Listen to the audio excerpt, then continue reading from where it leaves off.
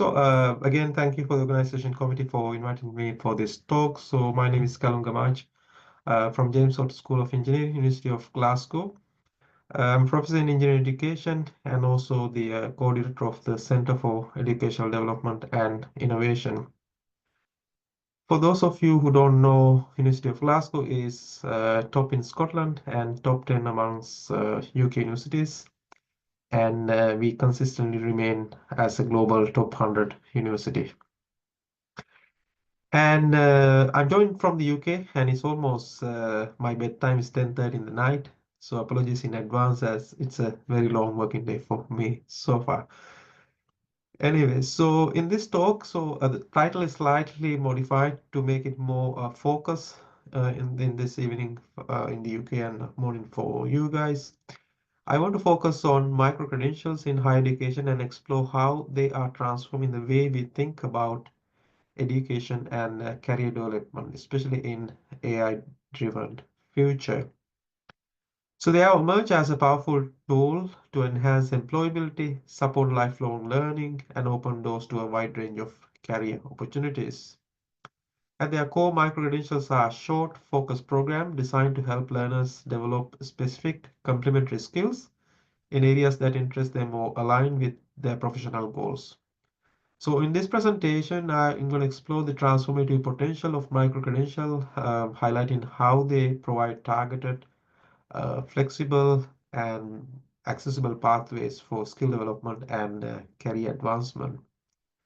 I will also explore into how micro-credentials are bridging the gap between traditional education and the constantly changing demands of modern industries.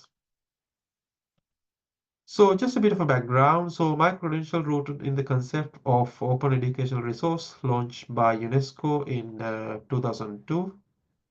So focus program designed to keep learners with specific in-demand skills. So these programs offer flexibility, accessibility, and relevance, making them an increasingly popular alternative to traditional degrees. If you look at the from the global perspective, so the rise of micro-credential has been driven by the need to verify up-to-date knowledge in fields, for example, IT and especially in teacher education. And they have progressed into an umbrella term, for example, nano degrees, certificates, digital badges, and you can name several others as well. So sort of bridging the gap between traditional education, which we sort of familiar with like degrees and modern industry demands, micro-credentials provide learners with personalized modular learning pathways that can adapt to individual needs or individual career goals. One of the major shifts we are witnessing is the growing collaboration between higher education institutions and industry.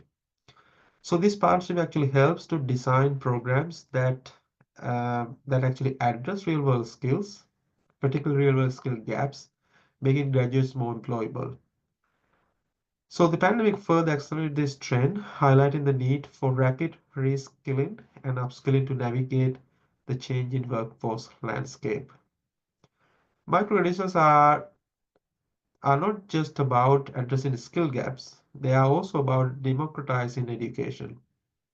So they offer flexible learning options that offer to diverse groups, from university students to non-traditional learners. So even allowing the learners to balance their work and family. So by offering lower cost, accessible programs, micro-credential reach learners in remote regions and uh, undeserved communities, empowering them to improve their career prospects. Additionally, universities are using micro-credentials to broaden their appeal, so attract international learners and explore new business models. So just to give an example, uh, micro-credentials are integrated into professional development for teachers in the US, for example, and even many universities in Australasia. Ultimately, micro-credentials challenge the traditional long-term degree model. So as you know, the long-term degree model could take maybe 3 to 4 years to even 5 years, whereas with this offering a more agile, innovative approach to learning, which has a more clear focus here. They allow for experimentation with new teaching methods, technologies, and program design, ensuring that higher education institutions stay relevant in today's fast-changing world. So in this research, so the methodologies as a part of this work, we conducted critical review that relied exclusively on online database to analyze published work related to micro-credentials. So the aim was to address a specific research question formulated at the outset of study. So you can see the four research questions that sort of we considered as a part of this work. So we look at primary factors driving the shift towards micro-credentials in higher education. We look at how institutions ensure the quality, credibility, and recognition of micro-credentials. We also look at the challenges and opportunities associated with implementing micro-credential programs. And we also look at the potential impact of micro-credential on individual learners, institutions, and the broader society. So to ensure the quality and relevance of the materials we reviewed, our research or the search extended to peer-reviewed journal articles, conference papers, full text reports, blog posts. Of course, when we say blog posts and things like that, we ensure that there's identifiable authorship for those. For broader context, we considered materials published from 2015 onwards. So we used recognized scholarly and multidisciplinary database. So of course that include Google Scholar, Elsevier, and of course official journal websites and institutional websites. So we consider both empirical and theoretical studies, and the selection process used to provide a well-rounded perspective. So to guide our review, we use range of key search terms such as micro-credentials and lifelong learning, micro-credentials and employability, AI related to micro-credential, and things like that. We also look at the reference sections of some of these resources to find further relevant materials. And with our initial search, we end up with around 426 articles. But going through the actual details of each article, like looking through abstract content and some other information, we removed a number of articles and then end up with around 52 resources to use. These selected resources were comprehensively analyzed and aligned with our research question. So, unlocking employability, sorry, unlocking employability skills. So, as you know, micro-credentials are transforming education and employability by offering flexibility, efficiency, and cost-effective way to acquire new skills and knowledge, which I already explained earlier. And this approach, which actually leverage digital technologies and has gained significant traction, particularly among young generation, because they don't want to spend too much time going to do a traditional degree. In other words, they don't want to spend like 4 or 5 years doing one degree with it. They want to take more appropriate real-world skills to do something useful. Learners often prefer short format, skill-focused credentials over traditional degree programs. The shorter duration of these programs allow learners to balance professional and personal commitments while keeping up with the rapid pace of changing in industry skill demands. So micro-credentials have also emerged as a valuable supplement to formal degrees, which can address or it's actually addressing the growing demand for high-level cognitive skills in the workplace. So one of the key strengths of micro-credential is their alignment with specific industry needs. So by prioritizing practical, job-ready skills, micro-credentials can help students articulate industry-recognized competencies, making them more attractive to employers because they are directly relevant to the job that they are doing. So, which means like the employers are more attractive and they are more likely to send their employees to follow similar sort of courses. They're particularly effective in bridging the gap between traditional academic knowledge and the real world skills particularly needed in fast-changing job market. So additionally, micro-credentials are highly inclusive and accessible and recognizing abilities that might not be reflected in traditional degrees. So this inclusivity is crucial for providing opportunities to particularly to disadvantaged groups, as well as for reskilling and upskilling individuals in response to emerging workforce needs. Employers value micro-credentials, as I said, because they offer clear evidence of candidate's skill, and it's also signal commitment to lifelong learning. So if you think about like traditional degrees, the learners usually end at very early stage of their, as soon as they finish their schools, whereas with micro credentials, where there's no like age limit, so it could be like allowing sort of a lifelong learning opportunity, which eventually enhance both employability and employee retention. For learners, the benefits are clear. So micro-credentials provide a pathway to better job prospects, of course, career stability, and even it can improve the income. In technical fields, for instance, they are particularly leading due to the rapidly growing skill landscape and the need to address the skill gaps. Employers overwhelmingly support the implementation of micro-credentials and expect academic institutions to adopt them as a way to bridge the gap between education and industry. Overall, micro-credential empower individuals to showcase their abilities, enhance their career prospects, and stay competitive in the job market. So by offering flexible, targeted learning opportunities and validating non-traditional learning experiences, micro-credential create a bridge between academic and as well as industry that ensure the learners are well prepared for success in today's workplace. So the next thing I want to talk about is the lifelong learning. So as I said, if you remember the research question that we were focusing on, so lifelong learning is one of the key part that we considered. So which has become essential in our modern world. So you can't just say that you complete a degree maybe 10 years ago and if you believe that you can survive in today's fast changing world, particularly with the revolution with AI, then it will not be sustained in long run. So which means like you need to have like a lifelong learning journey in order to continue with the pace of the way the world is moving. So with rapid technology advancement and the emergence of new industries, traditional education models where individuals earn a degree and then enter workforce are no longer sufficient.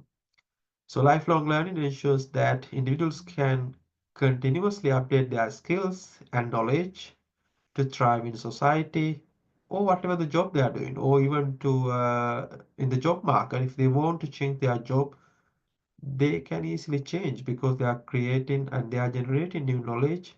They are updating day by day, so they can easily compete a graduate who are just graduating uh, when they're actually in their 10th years in the same job, for example. So micro credentials are emerging as a powerful enabler of lifelong learning. So these short, focused learning opportunities help individual to upskill and reskill, adapting to evolving job market demands. The European approach to micro credentials, including the Common Micro Credential Framework, exemplifies how structured, high-quality courses can complement traditional degrees or enhance professional development. So, based on our research from the service findings that we found, such as Canadian Employers National Survey, which actually highlight how micro-credentials support lifelong learning and employee retention. So by validating newly acquired skills, micro-credentials help learners stay current with industry standards, improving employability and career prospects. So their flexible modular design makes them accessible to diverse groups, including working professionals and non-traditional learners. For busy adults, micro-credentials offer the flexibility and affordability that traditional degree programs often lack. They provide a structured, targeted way to address the skill gap while empowering individuals to integrate learning seamless with their work lives. So by promoting lifelong learning, micro-credentials not only enhance individual career growth, but also serve as a bridge between education and the ever-changing demands of the labor market, as I said a number of times. So the conclusion here that we can say micro-credentials are essential tools for fostering culture of lifelong learning. They enable people to adapt to a dynamic workforce, validate their skills, and enhance their employability. As a key component of modern education, they connect learning and work, ensuring individuals remain competitive in an ever-evolving, if you think about from the AI point of view, AI-driven world. So the most important thing that when you talk about this sort of micro-credentials, that how can we ensure the standards or the quality assurance? So it's critical to establish consistent standards and robust quality assurance for micro-credentials. So while credentials have emerged as a powerful tool for upskilling and reskilling, their conceptualization varies widely across countries. So, for example, our research suggests that New Zealand views micro-credentials as skill-based courses outside traditional tertiary education, while countries like, for example, Malaysia, they uses them as a preparatory course for diplomas or degrees. Some nations like Spain have explicitly incorporated micro-credential into their national laws, while others like Sweden include them under uh, a broad quality assurance frameworks. This lack of unified definition and standardization leads to challenges in their recognition and credibility. So the proliferation of micro-credential has created confusion for students, particularly employers and to providers. Therefore, clear framework such as European Common Micro-Credential Framework are essential to ensure the quality, relevance, and value of these credentials.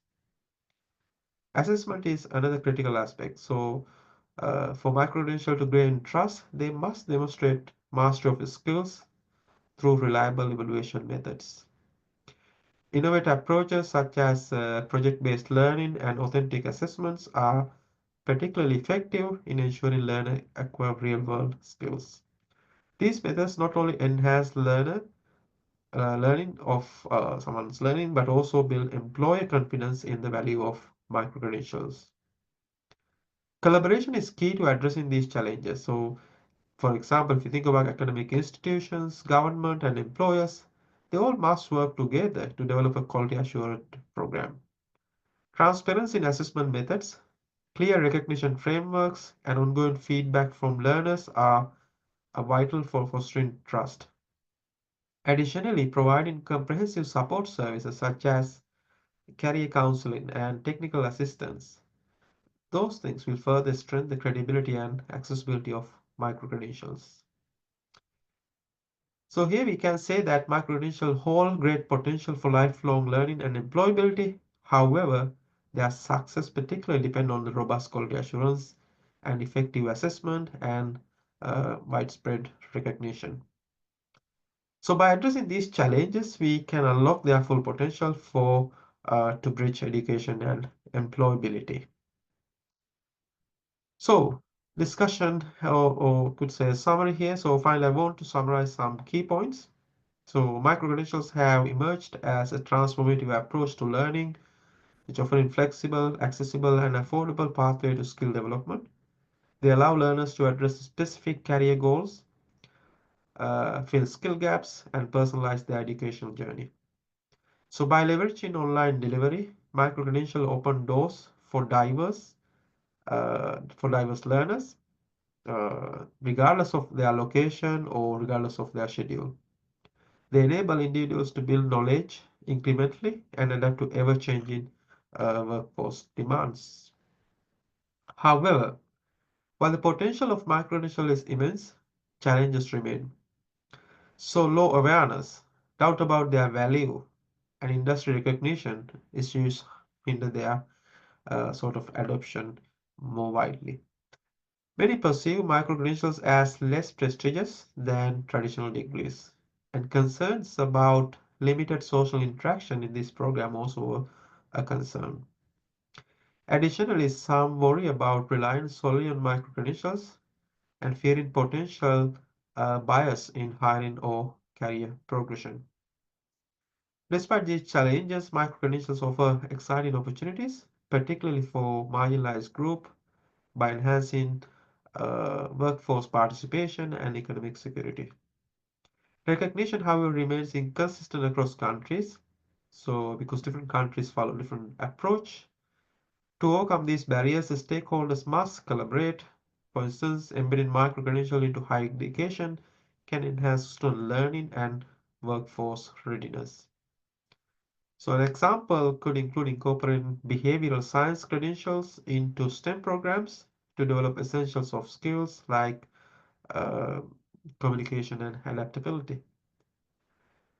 So to maximize impact, micro-credential programs must prioritize accessibility, relevance, and skill development, leveraging frameworks like the credential transparency description language can ensure micro-credentials are easily understood and searchable.